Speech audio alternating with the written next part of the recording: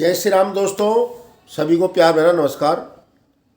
कल चर्चा चल रही थी, कल जो वीडियो बनाई थी कि भाग्य उदय कब होगा। सभी की जानने की इच्छा होती है कि मेरा भाग्य उदय कब होगा, कब तरक्की मिलेगी, कब कामयाबी मिलेगी।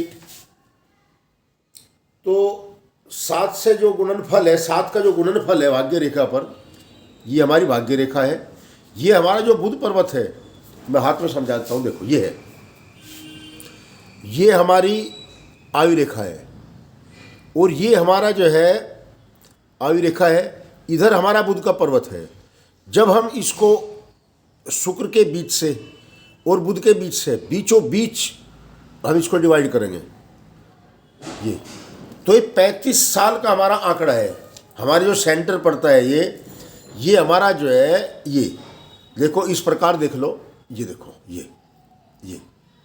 ये हमारा सेंटर है। यहाँ पर आयु रेखा पर सेंटर है। ये 35 साल की आयु है। अब ये हमारा जो मंगल का क्षेत्र है, यहाँ से हमारी आयु रेखा निकलती है और यहीं से हमारी जो है मस्तिष्क रेखा निकलती है। अब आयु रेखा और मस्तिष्क रेखा बहुत सौ की मैंने देखी है कि काफ़ी दूर तक साथ साथ चलती है, काफ़ी दूर तक। जब काफ़ी दूर तक साथ साथ चलेंगी मस्तिष्क रेखा और आयु रेखा, तो जा तक काफ़ी दिनों तक, उसी समय तक, इसमें 7 का गुणनफल करके देखो, 7 दूनी 14, 7 21, 7 28, 7 5 35, 7 6 42, बहुत से कई बार 21, 7 21 साल की आयु तक भी,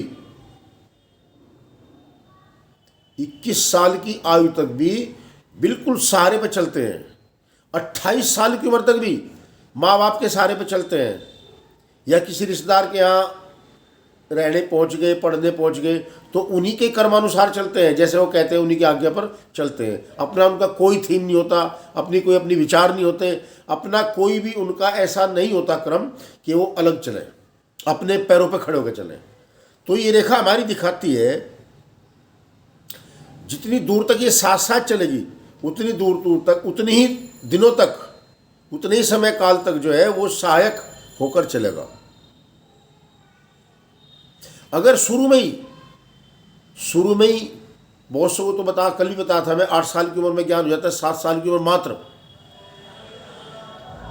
मात्र 7 साल की उम्र में ही ज्ञान हो जाता है और अपना रास्ता निर्धारित करने की सोच लेता है। अपनी 20-21 साल तक आते आते तो अपना पूरा काम, पूरा प्रोग्राम अलग हो जाता है। अब इस पर आती है मकान की बात, वही कालचक्र है।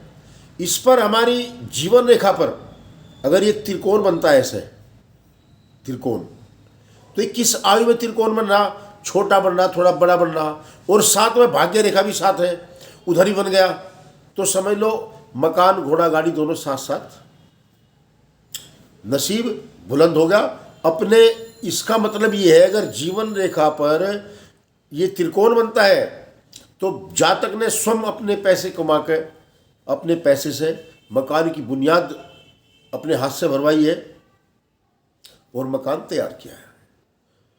जिनको जन्मजात मकान मिल जाते हैं उनका अलग रहस्य है।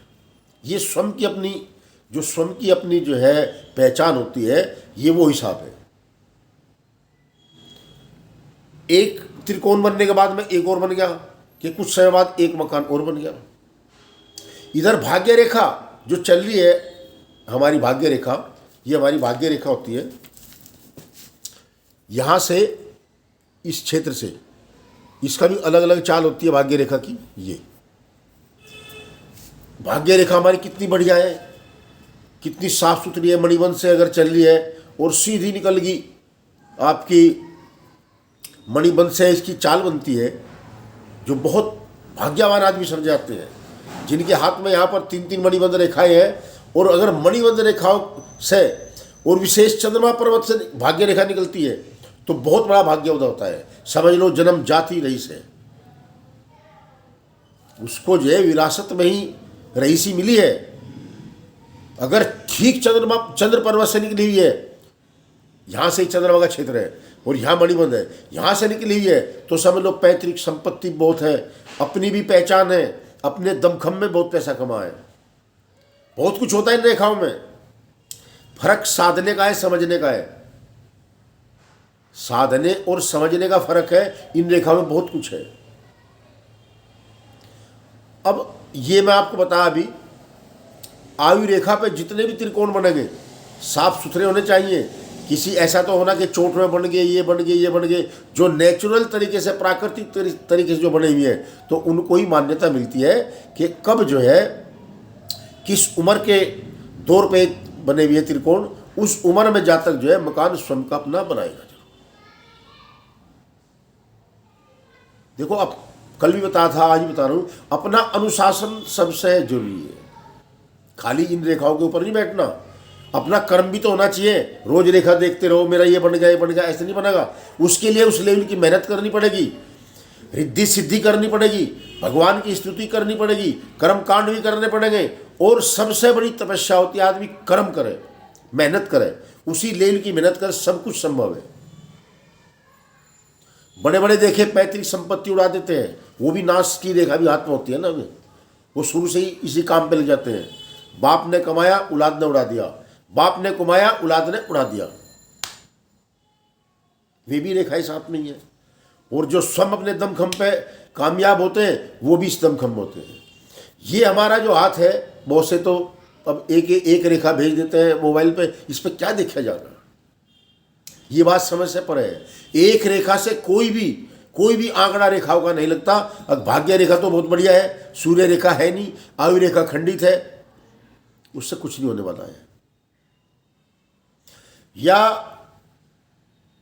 हमारी जो है आयु रेखा में ही हर कदम कदम पे परेशानियां हैं। आदमी बीमार है, झगड़ालू है, झगड़े की रेखाएं होती है हाथ में। जो कमाया थानों में दे दिया, पुलिस में दे दिया, कोर्ट कचहरी में दे दिया, डांटो दे दिया, तो सब खत्म हो जाता है। कर्म का सुधारना बहुत जरूरी है। कर्म के अनुसार ही रेखाएं चलती हैं। आज इतना ही है, क्योंकि ज़्यादा बड़ी अब रील बनानी ठीक नहीं है। जय श्री राम।